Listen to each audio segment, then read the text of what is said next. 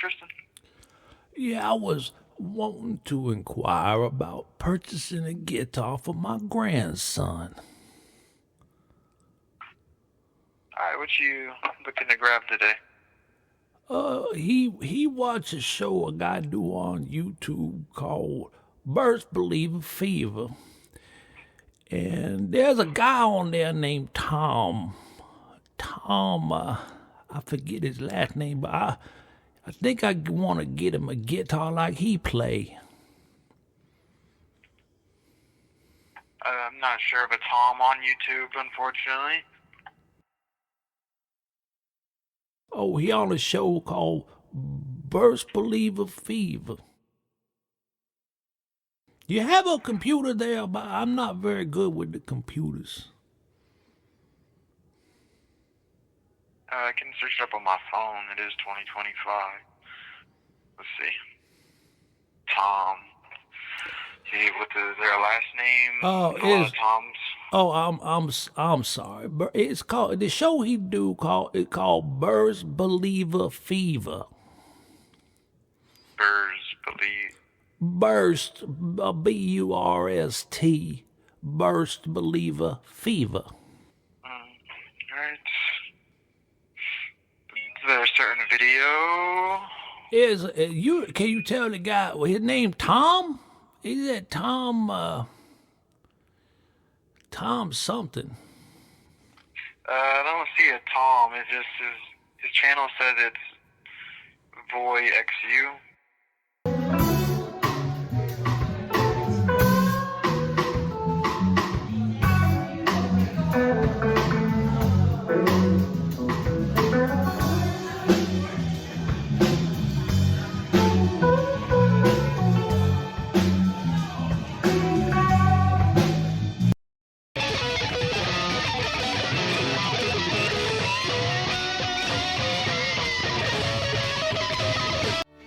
Don't get too close, you get infected in your brain. You won't see Gibson Les Paul's the same. The only thing that will ever make you holler is a guitar from the Golden Era that costs $350,000. Burst Believer Fever, Burst Believer Fever. He's got Burst Believer Fever. What's up? How's it going? The lies. The lies, the lies, the lies. The lies continue, okay? The vintage community is just full of lies, okay? And Tom Bukovac is number one, okay? And look, I know it's going to take me some time to break through these lies, but I'm going to do it because I've been hearing them for 30 years, okay? And I let them go. I just let these guys, I didn't really care. But at a certain point, I'm sick of hearing it, man. I'm sick of hearing it. It's bullshit. Okay. And now that we have the internet, I can reach some people and instead of just arguing with some dude at a guitar show that his guitar is not that great. Yeah, and plus that's rude. I don't go up to people at guitar shows and go, by the way, dude, your $28,000 Strat sounds like garbage. Sounds like garbage. I'm not that kind of person. Okay. But online, I can point out their lies, which I'm doing. And another reason why I'm doing this is because these prices are getting out of control, man. They are getting out of control. Look, here's a Gibson Les Paul from 1959, right here. I go, how much is the 59 Les Paul? Oh, that's $355,000. $355,000 for a guitar. For a guitar, guys. Oh, okay, thanks. Then I ask him, well, how long has it been for sale? A couple of months or so. Oh, okay. I said, well, I have one of my vacation homes in Florida up for sale. When it sells, I may make an offer on the guitar. Thanks. Sounds good to me. Hey, you want to buy a 300? You want to sell your house and buy a guitar for $355,000? Sounds good to me. I'll bet it does. I'll bet that sounds good to you, Kyle.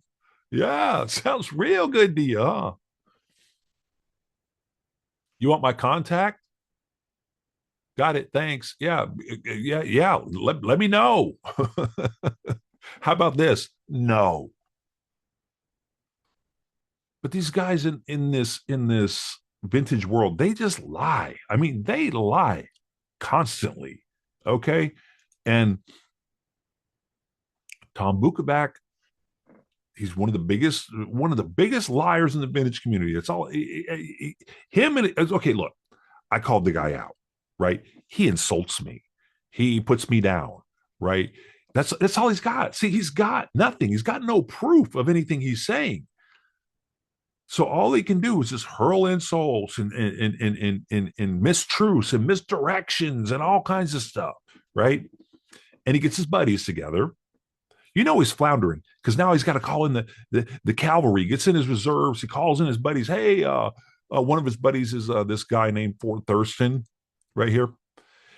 He calls in his buddies. Hey guys, what do you think of this? And Thurston plays Tom's 57 and goes, well, it sounds small.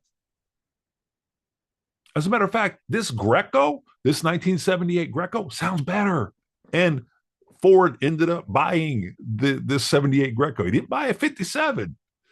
He bought a 78 Greco Les Paul copy. Loves it. Thinks it's great. Thinks it sounds as good as a 57. So I guess, Tom, did you learn your lesson, Tom? Of course he did.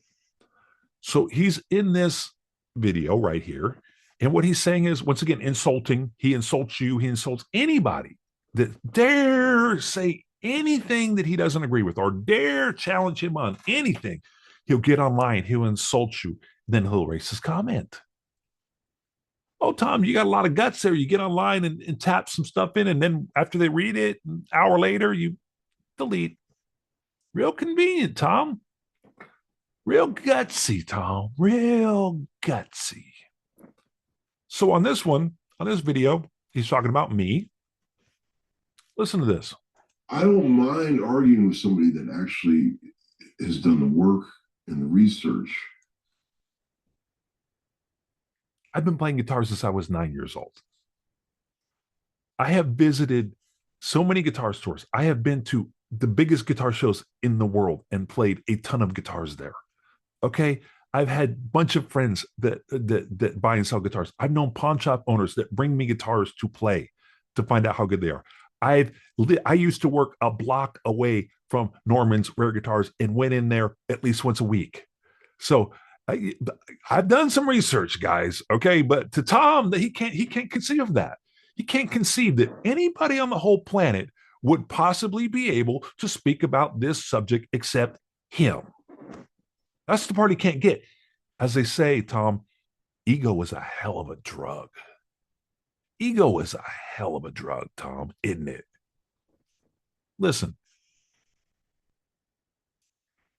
To back up what they're saying, but when they've not done any of that, I can't take it seriously. So he's saying, since I haven't done the research, according to him, right? According to him, my 30 years of experience playing guitar is irrelevant. I haven't done any research, which is ridiculous enough in itself, but it gets better. So if you have done the research, he'll listen to you. Okay? So he's claiming that I haven't done the research, so I can't speak about it. But if somebody had done the research, he would listen to them. So guess what, Tom? Not only did I find Joe Bonamassa who did the research, I found somebody else who did some research. He works at Gibson. He worked at Gibson for 24 years, Tom. Here's a guy named Vic who worked at Gibson for 24 years, Tom. He was Chief Global Business Development Officer. He was in charge of Gibson globally.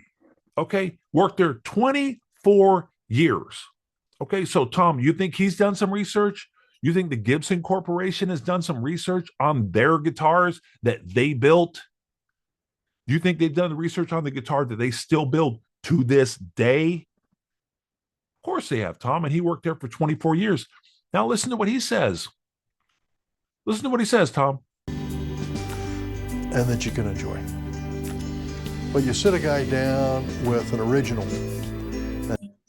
See, what he's talking about here is he's talking about how they age these guitars. He's talking about in the Gibson custom shop, how they make these guitars exactly to spec. They scan them with lasers. They get every tiny millimeter down, the 100th of a millimeter down. They scan these guitars with the most sophisticated computer program on the planet for hours, 6 hours, 7 hours, 8 hours. They scan this guitar with the most sophisticated machine on the planet, and they recreate it exactly to the micromillimeter. And then they age it, because the aging can't be done with the computer reading or just with the production. So then after the production, after they make it exactly to spec, then they age it to imitate an old guitar. That's what he's talking about.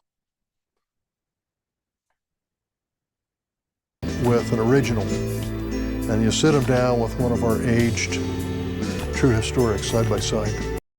So he's saying now you sit a guy down with an original, and you sit a guy down with an aged historic, and they can't tell them apart. And you don't tell them which is which. And you say, pick the original. They can't. So in a blind test, this guy at Gibson, Tom, who's done a whole bunch of research, including this that he's describing here, where they take their historic, they take an original. And by the way, Tom, they own some originals. Gibson Corporation has some originals of their guitars, buddy, so they can do it. So they sit a guy down with an original. They sit him, and they don't tell him it's the original. See, this is part of the mind bend with these guitars, right? Imagine I hand you a guitar. I go, here's a guitar, it's $3,000. You go, okay, cool. Hand you a guitar, I go, this is $350,000. Whoa. I hand you a guitar, I go, this is a 2018. Oh, yeah, cool. Oh, wow, that's a nice guitar. I go, this is an original Golden Era 1958 Les Paul. Here you go. Whoa. See, that's not research, Tom. When you hand somebody a 58, they know it's a 58, they know it's $350,000. That ain't research. So at Gibson, they handed them a 58. They didn't tell them. They didn't tell them it's a 58. They go, here, play this guitar. Guy plays the guitar. Then they hand him the historic reissue. They go, play this guitar. It plays it. They go, now tell me which one's the original. And guess what happens, Tom? They can't guess which one is the original. You say, pick the original. They can't. They never can. And they never can. He says they can't pick out the original. They never can. And you don't tell them which is which. And you say, pick the original. They can't. They never can. And sound-wise, as often as not, they'll pick the new one over the old one. And then he's saying, well, which one do you, then they ask him, well, which one do you like better? So they sit him down with the 58, an original 58, right? They sit him down with the recreation. They go, which one's which? They can't tell. They can't tell. And then they say, well, which one did you like the sound of better? And they go, more often than not, they go, well, that one. And that one happens to be the recreation. Why? Because the pickup's not dead. The knobs work. The bridge is not collapsed. The tuning pegs keep it in tune. The wood is not shriveled up and useless. It sounds better more often than not. What they're saying, more often than not, they pick this historic reissue, this historic replica. So here you go, Tom. You said that you would listen to somebody who had done the research, right? And I found a guy who worked at Gibson for 24 years and has done the research and made a video about it where he says point blank, you sit someone down with this guitar and with the original and they can't tell the difference. But of course, these guys lie. They Lie. Listen to this. Here you go. Listen. That hangs with it. Trust me, you can do a blind test and I will know. I will. See, this is what they think. This is the ego. You do a blind test with me and I'll know. You do me a blind test and I'll know. No, you won't, dude. No, you won't. No, you won't. Absolutely, you will not. Because nobody's ever put him to a blind test. Because first of all, who has a 58 to put him to a blind test? And then the guy who has a 58 doesn't want to hear that his 58 not that special. He doesn't want to hear that. So he doesn't even want the 58 in a blind test. It doesn't behoove somebody who's selling a guitar for $355,000, right, to have a blind test to find out that the historic, that's still expensive, 8, 9 grand, 6, 7, 8 grand, whatever, expensive guitar to most people. He doesn't want to hear that a $6,000 guitar sounds as good, plays as good, and feels as good as this $355,000 guitar. He doesn't want to hear that. The guy who owns a guitar that's $355,000. He doesn't want to hear that. So you're never going to get a blind test with a true blind test with these guys. So now listen to the lies this guy tells. This guy just tells lie after lie after. See, that's the thing with the vintage world. They'll just lie and then they'll lie about lying. Listen to this. Here we go. Listen to this. You're not going to believe this. The lies here. The music or having a lot of these old guitars, but you go. This wood was probably a couple thousand years old. So, this wood was probably a couple thousand years old. So, rings in the tree, each ring, it compresses the wood more. So if this tree's 2,000 rings. 2,000 years old?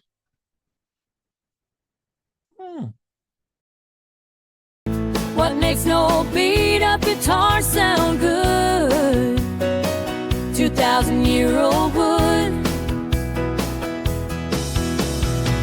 The reeds in the old tree make a grain real tight. That's what makes your old growth guitar sound right. What makes an overpriced vintage guitar sound so good? 2,000-year-old wood.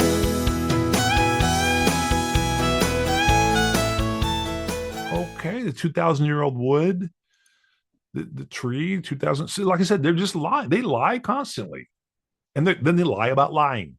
So when they lie and you catch them in their lie, they go, "Wow, I was just kidding. I was just joking. No, I didn't really mean that." Of course you did. Ring, it compresses the wood more. So if this tree's 2,000 rings, the wood's super compact, and that's what makes it all like vibrate. Now imagine this. Imagine you were online and you heard this. You heard this lie. You heard this lie that there was a 2,000-year-old wood in a guitar and the rings compressed and made it sound better. Imagine that. And then imagine you did something like you called one of the biggest vintage dealers in Nashville, Carter's Vintage Guitars. Imagine you heard this lie and then you called Carter's Vintage Guitar to find out if that was true. Imagine that. Thanks for calling Carter Vintage. Press 1 for sales or 2 for our front desk.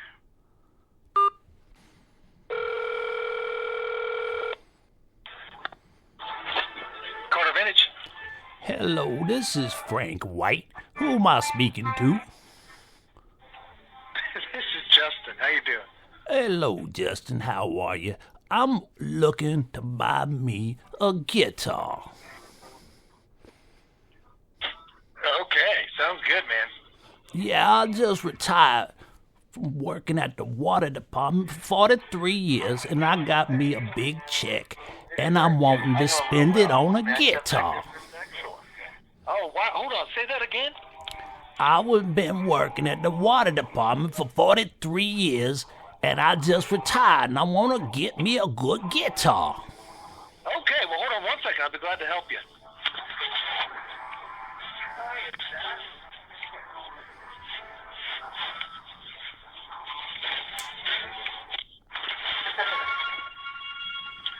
righty. So, do you know what kind of guitar you wanted? Yes, I do. It's a Gibson ES335. All right. And did you see one on our site that you liked, or have a certain year or anything that you were looking into?